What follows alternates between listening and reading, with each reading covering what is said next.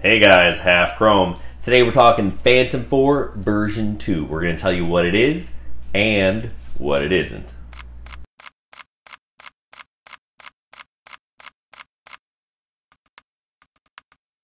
Alright, so there's a couple things we do know are coming for sure on the version 2. One of those is the props. Yeah, so we know the Mavic, when they upgraded to the Platinum, we went from these bull nose props here, right, to these swept tip props here. And what does that do for us? Well, they're a little bit more efficient and a little bit more powerful. We've actually tested that and can prove that it's true. So you can check out that video right here if you'd like. Right? Other things coming. What else? Well, one more thing on those props. In our testing, 7% more thrust. Yeah. That's contributing to the extra flight time as well. And definitely they're claiming 4 dBs less on the Mavic. In the hover, which I think some other people did confirm, we got a little bit less than that at max thrust, maybe only about 1 or 2 dB. But these guys were expecting even better performance. Sure. The props look super funky. Take a look. I'm guessing they figured out how to eke out half the noise that the originals do, which is 6 dB drop in noise. Now the other thing that's coming for sure, we believe, is the ESCs, right? We saw that with the Platinum. They went from this square-looking wave ESC allegedly to this sine wave. Maybe a couple extra minutes of flight time due to the new ESCs as well. More efficient, more flight time. Yeah, so it's going to be a more efficient, more powerful. So maybe you'll get some better speed, maybe you won't. That's really kind of depending on what they decide in terms of top end. Yeah, we know that the speed is half what the drone can do and half what DJI lets the drone do. People can kind of jailbreak their Mavics, for example, to make them go faster. We tested the Air. We know it isn't as powerful as the Mavic Pro, right. But yet they let it go faster. Why? So the specs look good. Right. You know, sell some drones. Yeah, they want to sell drones, so they make it go faster. It's going to be able to go faster with the new props for sure and the better ESCs, but ultimately they're going to be limited by how much gimbal travel is there before you start to see those props or the legs and things like that. So they probably aren't going to speed up the V2. Yeah, not too much anyway. So that's pretty much, in terms of hardware, what we're expecting for sure, at least on the drone. But there's certainly opportunities in the software and firmware as well. So what do we think we're going to see there? Yeah, so HDR, we've got that with the new Mavic Air. Why not with the new Phantom 4 version 2? That's certainly a software upgrade. Get a little bit better image when you combine those, right? Yeah, so a lot of pros using this. They're going to be doing the bracketing, getting the long exposures, shorter exposures, combining them in post-production to get the photos they want. So HDR maybe not as valuable here, but why not put it in for people who are a little bit lazier or just want that quick, high dynamic range shot. It's a feature on the consumer Mavic Air, might as well include it on the professional models. Of course. I also think, we've got all these sensors on the Phantom 4 Pro. They'll probably upgrade the intelligence of them with their new APAS system as well, right? So it's going to be dodging trees and whatnot just a little bit better than it was originally. Yeah, the Mavic Pro already kind of stand out there. You can set it up and allow it to move around objects rather than just stop. Just kind of like the APAS system. Is there really a benefit on the Mavic Air? Not sure, but maybe there's some upgrades coming on the Mavic Pro version 2. Okay, so Chris, the remote looks a little bit different. What's going on with that, you think? Don't know. New remote certainly is one of the stranger upgrades here. Did not see that with the Mavic Pro Platinum.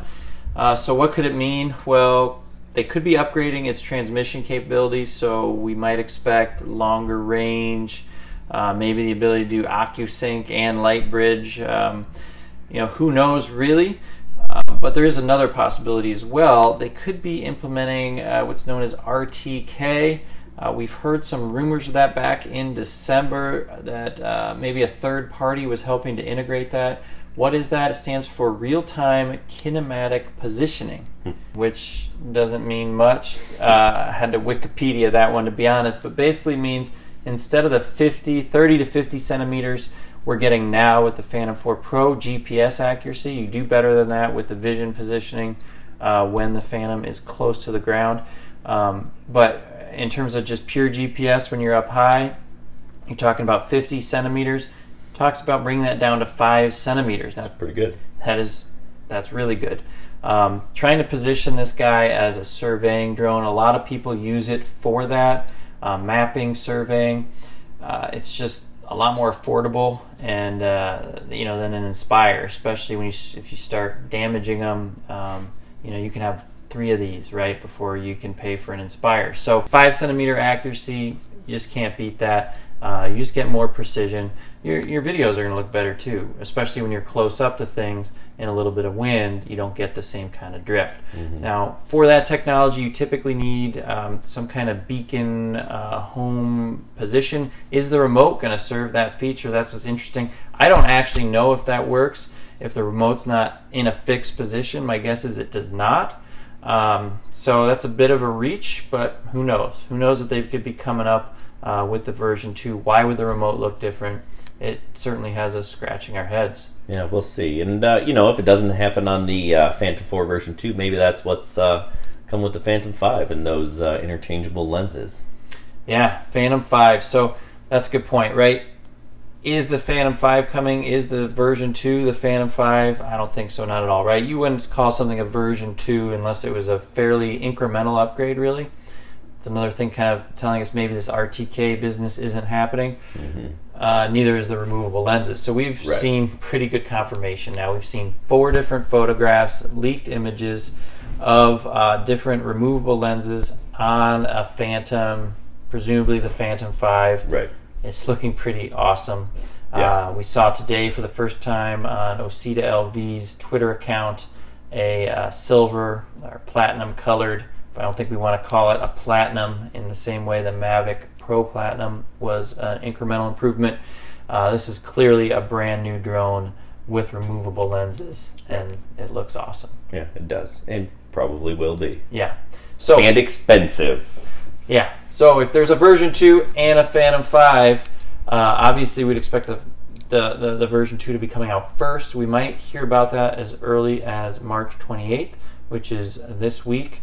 And it kind of sets the timeline for the Phantom 5 too. In my opinion, I don't think we're going to see both certainly announced at the same time. So Phantom 5 kind of maybe pushes that back to the end of summer, maybe even the fall. Right. And I also think it's going to be a big price jump, right? So we're looking at $14.99 right now for the Pro. Maybe the version 2 slides in $100 more expensive, right? Or maybe we get a price drop in the original. We'll see. But either way, I don't think that 5 is coming in under $2,000 with those removable lenses. I mean, certainly we've seen the Mavic Pro drift down. I'd expect to see the same with the Phantom Pro. And yeah, I think basically it's an incremental improvement so they can maintain their price position on their highest end Phantom model until the real deal comes out, the Phantom 5 later this year. Yeah. All right. All right, so that's it for version 2. Hope it was fun. We've had a lot of fun learning about it. Subscribe to our channel, and we'll check you out next time. Yeah, and don't forget to check us out on halfchrome.com.